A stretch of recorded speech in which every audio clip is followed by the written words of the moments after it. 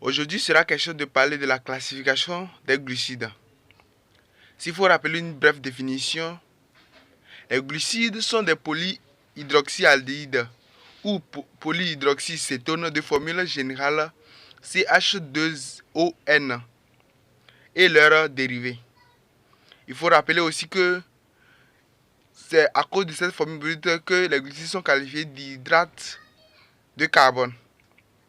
Les parties les plus importantes de notre alimentation sont généralement le riz, le pain, le lait, le sucre de table, voilà, et tout ce qui va avec. Il faut noter que ces divers aliments, sont des aliments essentiellement riches en glucides, principalement l'amidon pour le riz et le pain, le lactose pour le lait. N'oubliez pas de vous abonner, de liker et on continue. Pour parler de la classification des glucides, les glucides, nous les séparons en deux groupes principaux, les oses et les osides. Les oses, à leur tour, nous allons les départager en deux petits sous-groupes, voilà, s'il faut le dire ainsi, qui sont les aldoses et les cétoses. Les aldoses pour dire que la fonction principale est l'aldéhyde et les cétoses pour dire que la fonction principale est la fonction cétone. Lorsque nous venons au deuxième groupe principal, nous allons parler des osides. Les osides qui sont à leur tour divisés en deux petits groupes, les hétérosides et les holosides.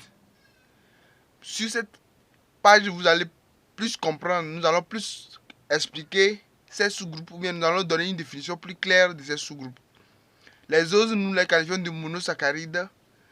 Ce sont des sucres simples, non hydrolysables. Et les osides, départagés, regroupés en deux sous-groupes, les holosides, qui sont des oses condensés plutôt, ou bien des sucres simples condensés, dont leur hydrolyse libère encore des oses. Les hétérosides, par contre, sont formés d'une condensation d'oses et d'autres parties non glucidiques, c'est-à-dire des groupements non glucidiques qu'on qualifie d'aglycones. Les holosides, par contre, qu'on subdivise en deux petits sous-groupes encore, dont le premier est le groupe des oligo-holosides ou oligosaccharides, sont une condensation d'oses, mais à un nombre d'unités d'oses limité, dont le maximum est 10. Les polyholosides ou polysaccharides sont une condensation d'oses, mais à un très grand nombre d'unités d'oses, d'où le nom de polyholosides ou polysaccharides.